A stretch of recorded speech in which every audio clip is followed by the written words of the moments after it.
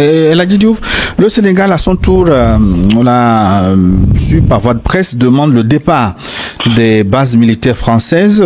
C'est une sale semaine pour Macron en Afrique. Le Sénégal aussi n'y est pas allé de même de la cuillère.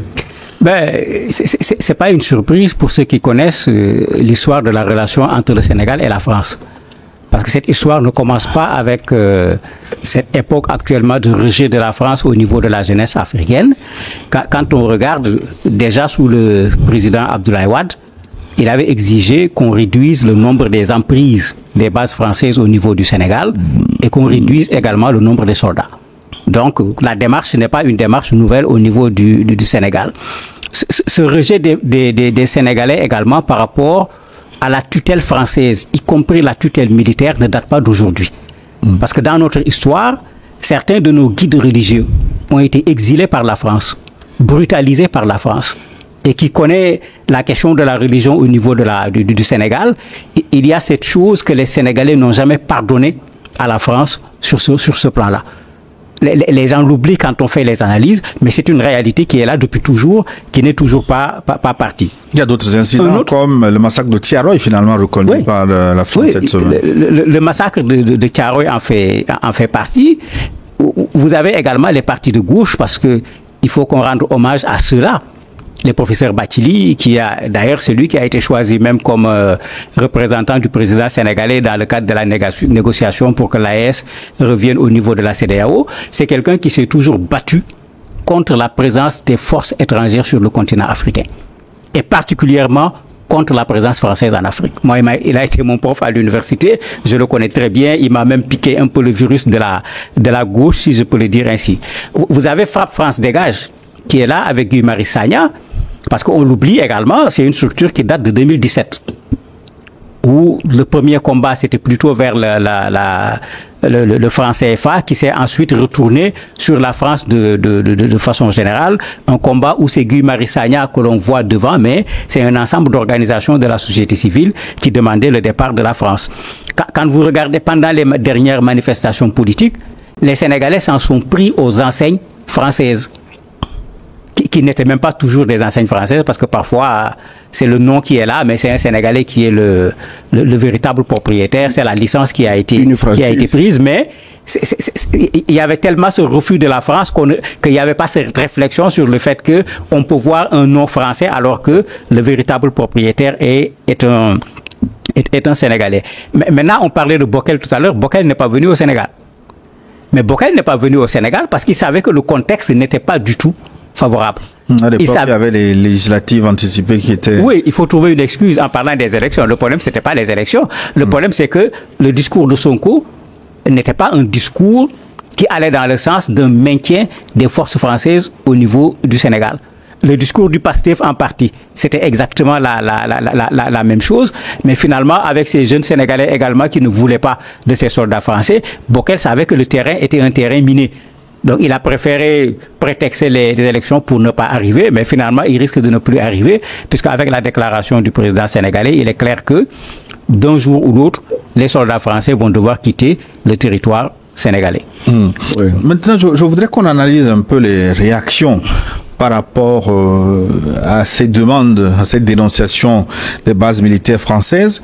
Parfois, ces dénonciations sont perçues comme de la provocation à l'égard des Français. Je voudrais quand même vous lire un tweet d'un Français à ce sujet, le temps que je le retrouve. Il dit ceci: Mali, Niger, Tchad, Sénégal, ils réclament tous notre départ. C'est leur droit. Notre droit à nous est maintenant de leur restreindre l'immigration, la circulation et de couper le robinet financier. Il est temps d'acter le divorce avec l'Afrique. Est-ce que c'est de ça qu'il s'agit? C'est un pauvre type celui-là. Il ne sait pas que la France est aujourd'hui le pays le plus endetté du monde. Quel robinet financier la France a encore envers l'Afrique? Tu sais, les Français, excuse-moi, ils ont été sévrés des infos. Parce qu'il y a des radios, des télévisions conçues exprès pour les intoxiquer, les monter contre l'Afrique. Ils ont fait la même erreur. On a intoxiqué les gens contre la Russie. Aujourd'hui, plus les jours passent, plus on les voit ramper devant la Russie. Ils n'ont pas de gaz, ils n'ont pas d'uranium, ils n'ont pas de blé, ils n'ont pas ceci. Mais le peuple français ne savait pas que leur pays tienne grâce à la Russie. Aujourd'hui, ils font les mêmes choses avec les Africains. Ils veulent convaincre le peuple français que sans la France, les Africains n'existent pas. Mais c'est le contraire. Il faut que les Français, le peuple, je m'adresse au peuple, pas aux dirigeants toxiques. Il faut qu'ils sachent que sans l'Afrique, il n'y a pas la France. Maintenant, il dit quoi? Qu'on va s'en prendre à l'immigration. Mais bientôt, l'immigration viendra dans le sens contraire. Les Français viendront chercher du travail au Sahel. Donc, c'est pas la peur. On n'a même pas peur de ça. Dites-lui de décider tout ce qu'il veut. Les dirigeants français, ils sont pas bêtes. À un niveau donné, ils savent que sans l'Afrique, il n'existe pas. D'ailleurs, le pays est en pleine déconfiture. Ils ne le disent pas.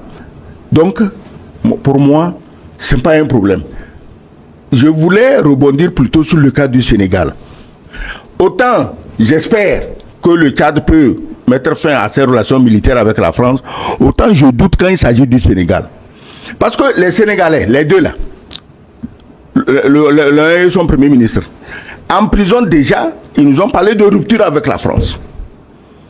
Ils sont sortis de prison, des Sénégalais se sont fait tuer parce que ces gens portaient un discours qui les motivait. Ils se sont fait tuer, ils sont sortis de prison, on a organisé des élections, ils ont gagné.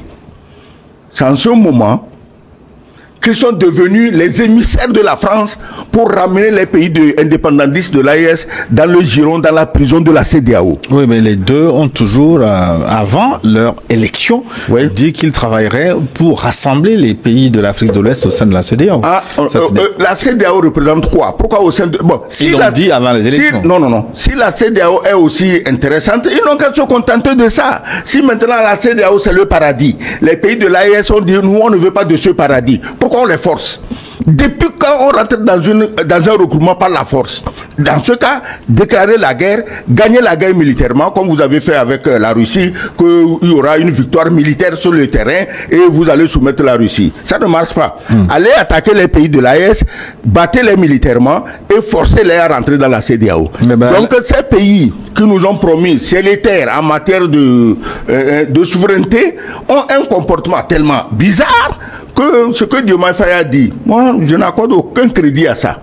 C'est le discours qu'il tient, parce qu'ils viennent d'être confirmés par le peuple sénégalais. Tu as vu leur raz-de-marée aux législatives. C'est que le peuple sénégalais tient encore à eux. Donc il adapte le discours pour dire, au fait, ce qu'on avait dit avant de venir, on n'a pas oublié, hein, on va chasser leurs militaires. C'est pas de ça que le Sénégal a besoin. Je ne suis pas sénégalais, mais c'est pas de ça que le Sénégal a besoin. Donc, moi, je ne crois pas à ça. Mais c'est votre avis sur le sujet.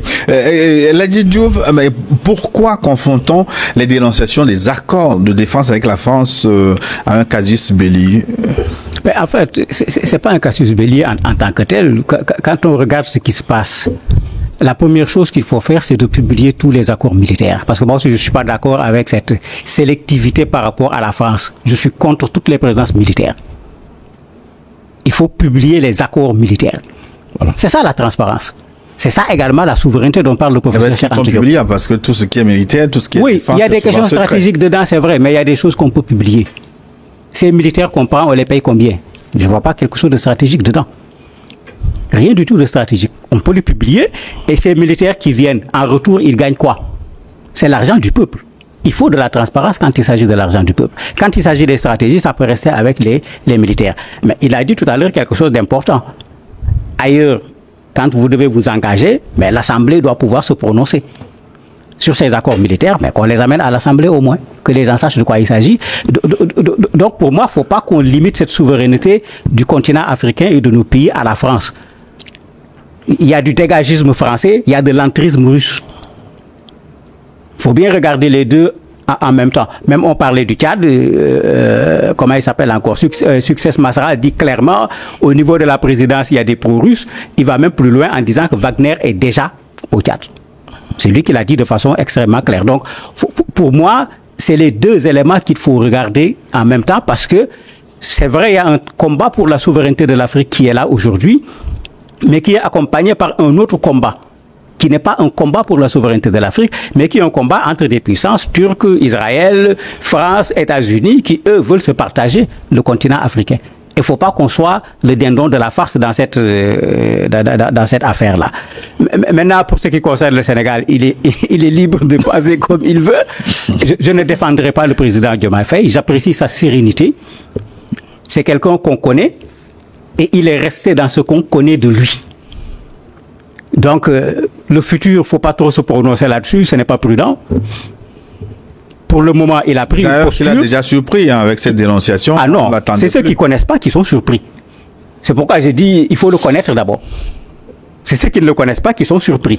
Il n'y a pas de surprise au niveau du Sénégal parce que, je l'ai dit, même avec le président Wade, on avait commencé à réduire la présence militaire au niveau du Sénégal. Le processus était là. Depuis fort longtemps. Ça n'a pas commencé avec ceci. Maintenant, vous aviez des Sénégalais comme Frappe Dégage qui voulaient que les Français soient chassés. De façon spectaculaire. De façon spectaculaire. Non, pour moi, ce n'est pas du tout la bonne méthode. Non, je trouve que la méthode qu'il utilise actuellement, la réponse qu'il a donnée aux journalistes français, pour moi, c'est cette profondeur-là qui va redonner à l'Afrique sa dignité et qui va faire en sorte qu'on aura quelque chose de durable. Parce que les spectaculaires, là, souvent également, ça reste à la superficie. Et on ne verra pas véritablement ce que l'on veut. Oui, mais vous avez bien fait de souligner la sérénité de sa réponse. Hein. La question qu'il a renvoyée aux journalistes, ah ben oui. comme, bon, si lui... C'est pourquoi j'ai dit au Sénégal, c'est un problème profond. C'est-à-dire, au Sénégal, la question de les Français vont rester au Sénégal, je ne vois pas beaucoup de Sénégalais qui le défendent ou qui y croient. Mais cette réponse, est-ce que ça n'a pas été douché par la suite quand il dit, bon, rien n'est encore défini, il faut attendre pour voir... Mais non, c'est tout à fait normal. Quand on est un président de la République, il faut l'être jusqu'au bout. Quand les Français vont quitter le Sénégal, je trouve qu'il est plus correct, il est plus serein de dire carrément au président français, vous avez été chez nous de telle période à telle période, nous pensons qu'aujourd'hui, nous n'avons plus besoin des soldats français sur notre sol. Comme c'est un accord qu'on avait signé, revoyons les éléments pour que vos soldats retournent chez vous. Puisque je ne vois pas pourquoi aujourd'hui le Sénégal va rompre ses relations avec la France, puisque ça c'est un aspect militaire. Sur d'autres aspects, ce qu'il faut régler n'a qu'à être réglé pour que le partenariat soit un partenariat d'égal à égal. Excellence, la France reste encore dans certains pays africains, la Côte d'Ivoire, le Gabon, dans une certaine moindre mesure le Djibouti. Doit-elle anticiper son départ de ces pays aussi? Même si la France voulait anticiper les deux pays premiers que tu as cités, la Côte d'Ivoire et Gabon, là, quand ils ne voient pas un Français, ils ne respirent pas bien. Leurs dirigeants, là, si un jour le soleil se lève, on dit qu'il n'y a pas de soldats français, ils vont s'évanouir. Donc c'est eux, là-bas, là. Ce n'est même pas la France. C'est eux-mêmes qui veulent à tout prix la France. La France ou rien. C'est pourquoi ils sont si en courroux contre les pays du Sahel qui sont contre la présence militaire française. Parce que je dis, mais comment? Les Français, c'est le paradis. L'armée française, c'est le paradis. On ne comprend pas que vous n'aimez pas le paradis. Mais gardez votre paradis. Donc, les deux pays là, maintenant, Djibouti, là, c'est une autre paire de manches. Les bases militaires à Djibouti, ce n'est pas seulement la France. Il y a les Américains, il y a les Chinois. Il y a un peu tout le monde. Il y a les Anglais, il y a même les Turcs, il y a tout le monde. Mais là-bas, des bases françaises sont installées sur des contrats précis. Demandez à la Côte d'Ivoire ou au Tchad le contrat de l'installation des bases françaises. Il n'y a rien. Quelqu'un reste à Paris, téléphone, on t'envoie les militaires, allez, tu leur donnes 25 000 hectares, ils s'installent, point tiré bas. Djibouti, c'est une autre histoire, hein. Faut pas confondre avec Djibouti. Oui, mais voilà des choses. Est-ce que du jour au lendemain, ces deux pays ne vont pas demander également le départ des troupes françaises? Parce que quand vous voyez le mouvement, inexorablement, on va vers... Il a dit quelque chose. On va pas faire la fixation sur la France. Ou bien on veut être souverain et on est souverain. La présence des Américains ne nous rend pas souverains. La présence des Chinois ne nous rend pas souverains. La présence des Turcs Iraniens ne nous rend pas souverains. Donc, tous ces gens-là qui veulent occuper nos territoires militairement, on renvoie chacun chez lui. Et comme c'est la France qui est le cas le plus connu, le plus visible, le plus palpable, qui est le plus insistant, qui a des connotations coloniales et même racistes. C'est pourquoi les gens se focalisent sur la France. Depuis qu'on parle des bases militaires, les Américains ont quitté le Niger. J'ai jamais entendu un officiel américain en train de raconter les niaiseries que ton tweet racontait. Les Américains, ils sont intelligents, mais la France, comme elle a le comportement colonial, elle se dit que mais ces gens-là nous appartiennent. C'est nos herbivores. Mais on ne comprend pas comment les herbivores peuvent se mettre brusquement à demander l'égalité.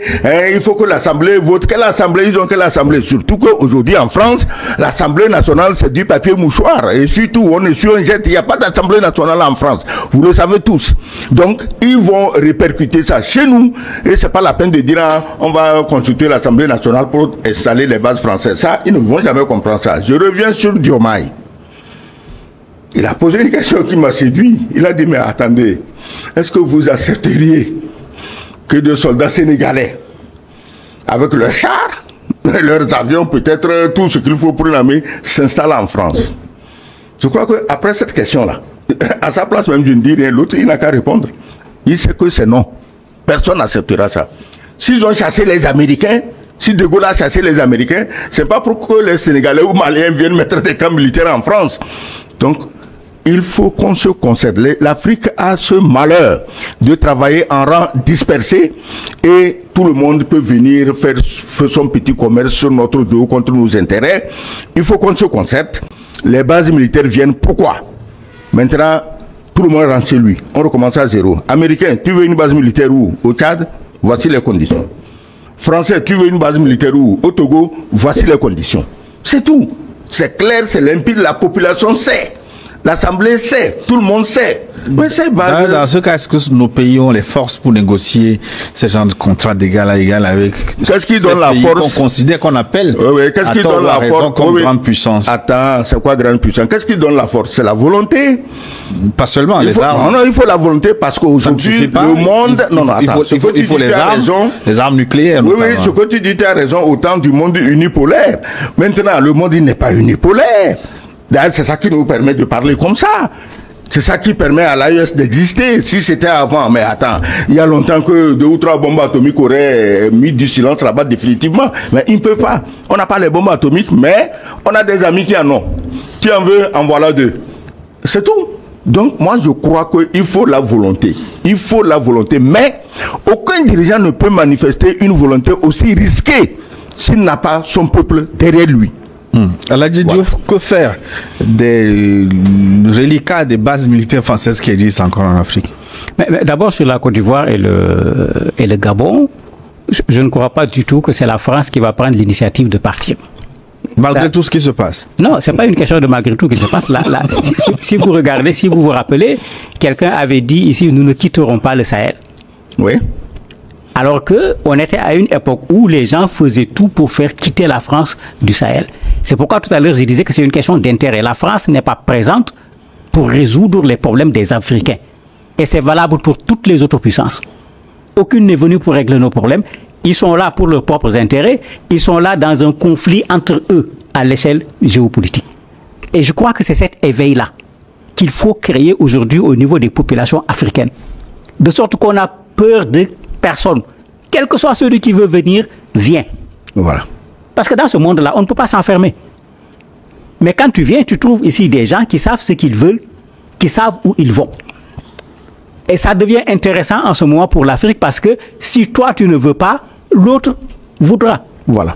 Et c'est nous qui nous retrouvons, pas avec de la force, comme vous le dites, mais en position de force. Parce qu'on devient la belle dame que tout le monde veut marier, ben on peut monter les enchères pour celui qui veut donner la bague en lui disant mais s'il n'y a pas de l'or, c'est pas serti de diamant, s'il n'y a pas ceci et cela, mais ça ne sera pas possible. On est aujourd'hui dans cette situation-là et il faut que les populations africaines prennent conscience de cela. Parce que pour moi, c'est ça qui manque aujourd'hui le plus. Je ne crois pas aux dirigeants africains, puisqu'on a vu du tout avec ce continent-là. Si l'on veut que ça marche, ce contre-pouvoir, cette population, parce que la souveraineté, la vraie souveraineté, c'est avec la population. C'est elle qui a véritablement le pouvoir, que cette population exerce son pouvoir. Mais en ce moment, ceux qui sont devant seront obligés de suivre. D'ailleurs, sur le cas du Tchad, le président a surfé sur ce qui se passe dans son pays.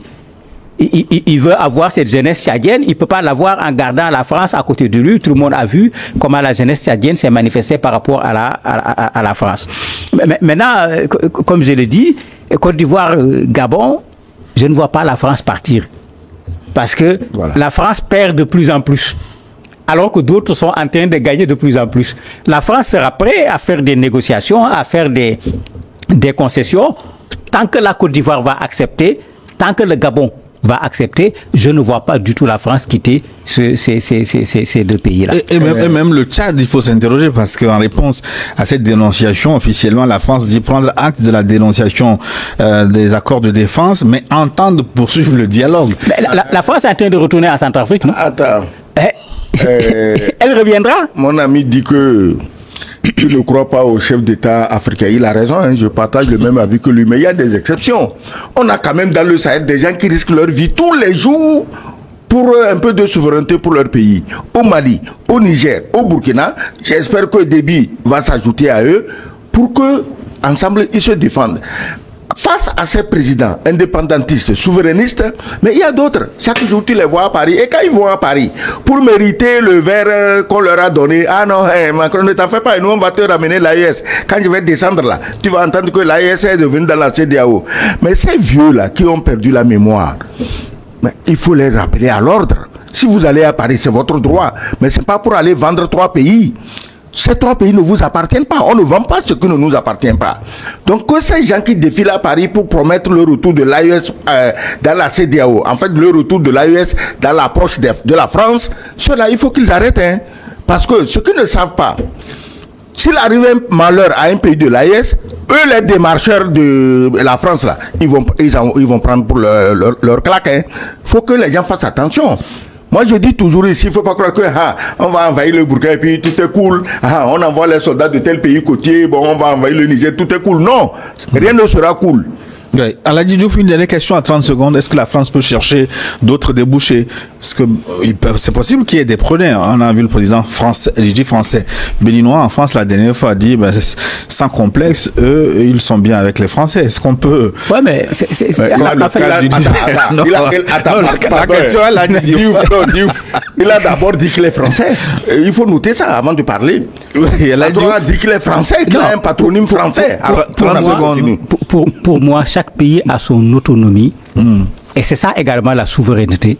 C'est le droit qu'un pays a, de façon claire, transparente, de collaborer avec qui il veut, y compris la France. Parce que comme je l'ai dit, moi je ne fais pas de fixation sur la France en tant que pays. Ce qui m'intéresse, c'est que ceux qui sont au devant des pays, ce qu'ils vont faire avec la France ou avec un autre pays, que ça se fasse dans le sens des intérêts des populations et de façon transparente. Là, on marque une pause et on se retrouve dans 10 minutes pour la suite et la fin de New World Forum. Les chroniqueurs insistent. Ce qui manque aujourd'hui, c'est une concertation collective des pays africains. Pourquoi ne pas négocier de nouveaux accords basés sur la transparence et l'égalité? Pourquoi ne pas investir dans des armées locales, formées et équipées pour répondre aux défis modernes? L'exemple du Burkina Faso avec ses volontaires pour la défense de la patrie, VDP, montre qu'il est possible de mobiliser des ressources locales pour défendre les intérêts nationaux. Il est temps de passer à l'action. L'Afrique doit devenir un acteur de son propre destin, libre de toute domination étrangère. Du Sénégal au Tchad, en passant par le Mali et le Niger, le constat est clair, la présence militaire française est de plus en plus contestée. Que ce soit pour des raisons historiques, politiques ou économiques, de nombreux Africains appellent à un véritable changement. Les chroniqueurs que nous avons écoutés proposent des solutions claires, transparence dans les accords, renforcement des armées locales, et surtout, une unité panafricaine capable de négocier sur un pied d'égalité avec le reste du monde. Mais cela soulève une question essentielle. L'Afrique est-elle prête à se réinventer? Cela dépend de la volonté des populations et de leurs dirigeants, aligner leurs actions sur les aspirations populaires. Et vous, que pensez-vous? Comment voyez-vous l'avenir des relations entre la France et l'Afrique? Partagez vos idées dans les commentaires. Et surtout, n'oubliez pas de liker, de vous abonner et de partager cette vidéo pour que ce débat vital touche le plus grand nombre.